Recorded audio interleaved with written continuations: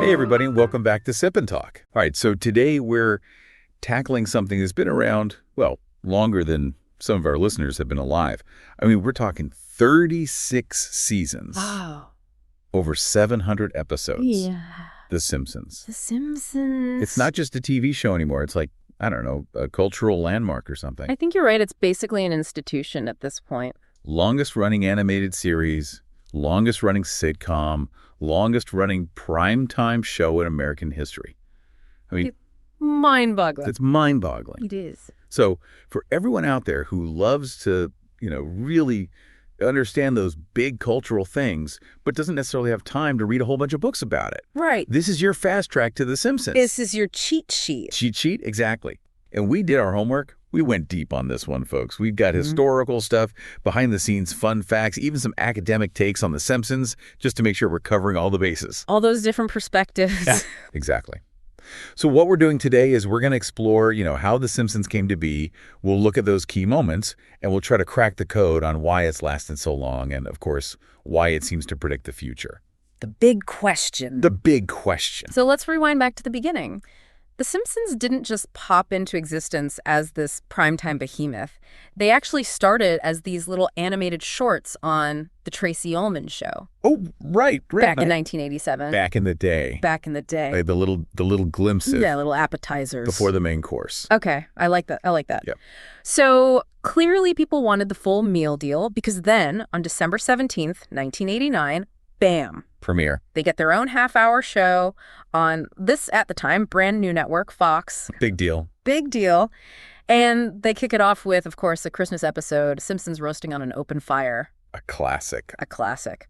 So they've got their show, they're on Fox, and they're living in this very pink house. 742 Evergreen Terrace. That's it. In the town of Springfield. Springfield. Now, Springfield is interesting, right? Oh, yeah. Because it's like this fictional town. Right. It could be anywhere. It could be anywhere. And it turns out that Matt Groening, the creator, he chose Springfield on purpose. Because it's, there's a Springfield in almost every state. Yeah, so relatable. So relatable. And then there's Evergreen Terrace. That's based on, get this, his own childhood street. Oh, wow. Yeah, so there's these little personal touches woven into the show. Makes you wonder if he ever went back and visited. Right. Like, is there a plaque there now? Matt Groening lived here. But it wasn't just the setting and the funny family stuff. No. From the beginning, they were going after, pretty much everything American. Yeah. I mean, it was satire. Social commentary. Yeah, but really smart satire. It made you think. It made you think. It wasn't just haha funny. It was like, oh, I see what they're doing there. Makes you laugh, but makes you think. And the fact that they've racked up so many awards, that's got to say something. We're talking 34 Primetime Emmy Awards. That's for, the best of the best in television. The Emmys. The Emmys. Then there's 34 Annie Awards, and those are specifically for animation. For the cartoons. For the cartoons. 2 Peabody Awards. Now, those are those are for public service and good storytelling. The impact. The impact, yeah. And then, of course, they got their star on the Hollywood Walk of Fame back in 2000. A big year. Big year. And Time magazine, they called The Simpsons the best TV series of the 20th century. Wow. That's a pretty big deal. The best of the best. So it wasn't just, critics loving them. It was a whole cultural phenomenon. Like everyone was watching. Everyone was watching. And the merch, oh my God, the merch. I remember back in the early 90s, you couldn't walk down the street without seeing a Bart Simpson t-shirt. Bartmania. Bartmania. Yeah. And they were making bank, serious money. They estimated in 2008 that the whole Simpsons merchandise thing was worth $750 million.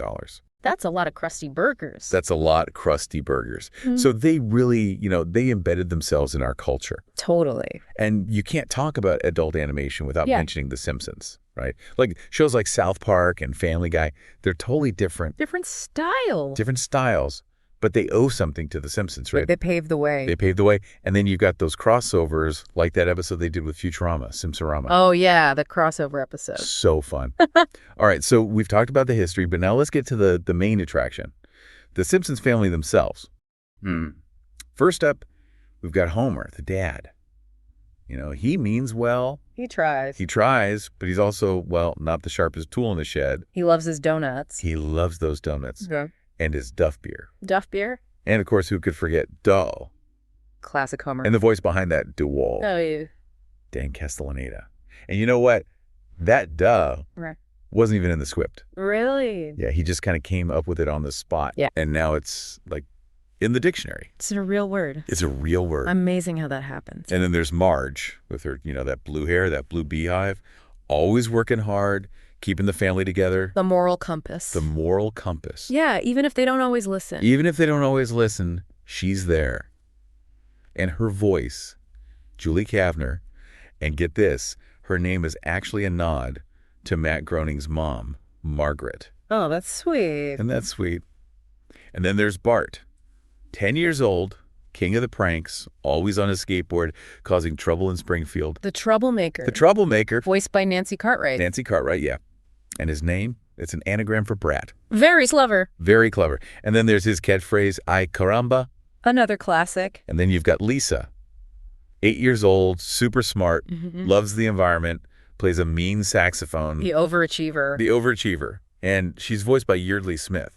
And remember that episode where she becomes a vegetarian? Lisa the vegan. Lisa the vegan. Yeah. Season 7. It really showed, even back then, they were dealing with those environmental themes. Ahead of their time. And that little sax solo she does in the opening credits, come on, that's iconic. It is. And then, of course, there's Maggie, the baby. The quiet one. The quiet one. Doesn't say much, but that pacifier, that says it all. You know what, though? She's voiced by Nancy Cartwright as well. What? Yeah, double duty. Double duty, wow. And even though she doesn't talk much, Maggie gets her point across. They do so much with just her expressions. It's amazing. And it's crazy. Even though they're cartoons, these characters feel so real. They feel like people we know. It's like, I feel like I've met a Homer in real life. Definitely. And it's the little things, Homer's dough, Lisa being vegetarian, the fact that their names are based on Matt Groening's family, Bart's skateboard. It all just clicks. It all comes together. And if you want to really see those family relationships in action, there are some great episodes for that. Like The Last Temptation of Homer from season 5. That one really puts Homer and Marge's marriage to the test. A tough one. And then there's Mother Simpson from season 7, where we meet Homer's mom, Mona. Oh, I love that episode. So good. Okay. So we know who the Simpsons are. We know where they came from. But here's the million-dollar question. 36 seasons. How is that even possible? What's the secret sauce that's kept the Simpsons going for so long? I think it's a combination of things, right? First off, we've got those characters. I mean, yeah, they're exaggerated, they're cartoonish, but they tap into something very real about families. People see themselves in The Simpsons, even with all the craziness. Exactly. Like, we've all got that, slightly clueless parent, that partner who's just trying to hold it all together, the kid who's pushing the boundaries, the kid who's trying to save the world. Those little family archetypes. The archetypes. It's like they took a real family and, cranked the volume up to 11. And then there's the satire, the commentary on society, on politics, on everything. That gives it a depth that, a lot of cartoons just don't have. It's more than just silly jokes. It's got something to say. And it's not just American either. Oh, yeah, it's global. People all over the world relate to The Simpsons. And we can't forget about the people behind the scenes. Matt Groening, James L. Brooks, those guys. Having that kind of consistent creative vision must have been huge. It's like the captain of the ship. The captain of the ship. They kept things on course. And they surrounded themselves with talented writers, many of whom have been with the show for a really long time. Yeah, the writers, they're the ones crafting those jokes, coming up with those storylines. They're like the unsung heroes. The backbone of the show. And you know what else I think is important? Yeah. They haven't been afraid to change, to adapt. Like, remember all the controversy about Apu? They actually addressed it on the show, which showed, they're willing to evolve with the times. They're listening. And then there's the fans. The Simpsons fans they're dedicated, man. They're loyal. They're loyal. Yeah. And that fandom keeps the show alive. It's a community. It's a community. Yeah. And let's not forget about the merchandise, the T-shirts, the toys, the video games. That keeps the Simpsons front and center in our culture. It's everywhere. And who could forget the Simpsons movie back in 2007? That was a smash hit. Box office gold. Box office gold. And there were rumors of a sequel, but who knows? Maybe someday. Maybe someday.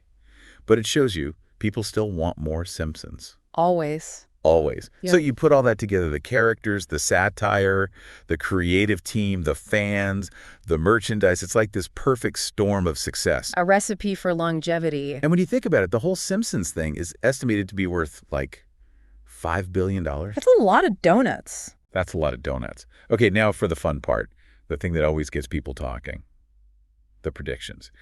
It's like every other day there's an article about how The Simpsons predicted something, from Donald Trump being president to smartwatches. It's uncanny. It's uncanny. Yeah. So what's going on? Do they have a crystal ball in Springfield or something? I wish. But it's probably a mix of things. Firstly, we've got to consider the sheer number of episodes, over 700. Statistically, it's bound to happen that some of the storylines are going to overlap with real-life events. Just by chance, right. Like if you throw enough darts at a dartboard, you're bound to hit the bullseye eventually. Makes sense. Al Jean, one of the show's writers, he's said some of it's just educated guesses. They've been writing about so many different topics for so long, some of it was bound to come true. Just by the law of averages. Exactly. But some of them feel so specific. Like the Trump thing. That wasn't just some vague prediction. They actually had him as president in that episode. Bart to the future. Bart to the future. Back in 2000. And that was 16 years before he was elected.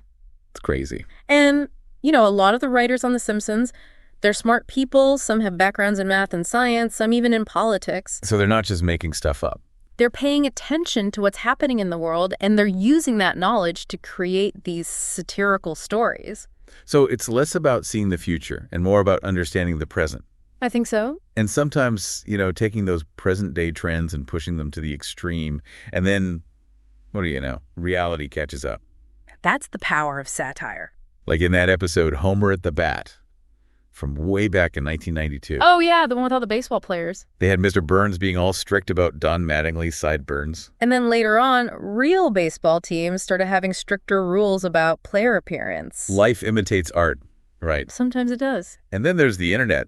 Once one of these Simpsons predictions gets picked up online, it's like wildfire. Everyone's sharing it. Everyone's sharing it. And that makes it seem even more like they knew what was going to happen. Like that whole thing with the coronavirus. Oh, yeah, I remember that. People were saying The Simpsons predicted the pandemic. Because there was an episode with a virus, right? Right, but it was called the Osaka flu, and it was back in 1993. And Bill Oakley, one of the writers, he said it was inspired by the Hong Kong flu from 1968. It wasn't some prediction of COVID. So sometimes it's just a coincidence. Sometimes it is. And I bet there are some fake ones out there too, right? Oh, for sure. People making stuff up. There was that fake image going around saying The Simpsons predicted Trump would be assassinated in 2024. Wow. People will believe anything they see online. So you got to be careful what you believe. Definitely. But still, even if some are fake and some are coincidence, there are still a lot of these predictions that seem to have come true. They say there are at least 34 documented ones, and that's as of March of this year. Pretty impressive, even if it's partly chance. Whether they're geniuses or just lucky, it's definitely a conversation starter. Keeps people talking. And you know what? It's not just regular people talking about The Simpsons. Academics are studying it too. Like in universities. In universities, they're analyzing it, writing papers about it, even teaching courses on it. What do they teach? Yo. 101. Laughing. Not quite, though that would be fun. They look at all sorts of things, like the psychology of the characters, the satire, how the show reflects society, even its impact on other shows. So it's like legitimate academic material. It is. There are books like The Psychology of The Simpsons, which looks at things like addiction and self-esteem within the show's world.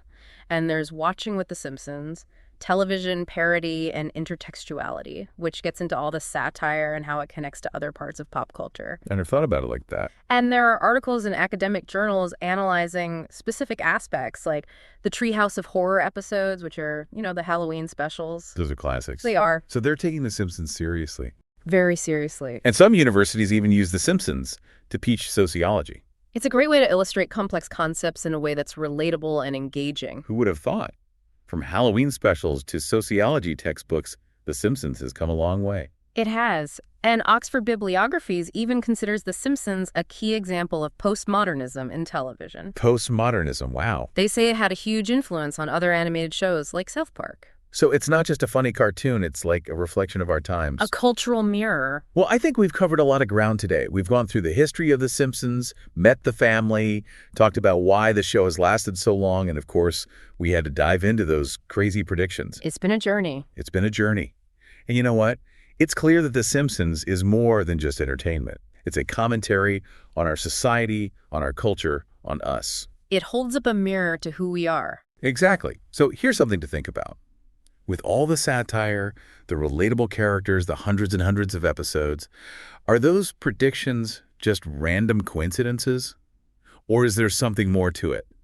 Is The Simpsons actually tapping into some kind of collective unconscious, some deep understanding of where we're headed as a society? It's definitely something to ponder. Food for thought. Food for thought. And you know what else is food for thought?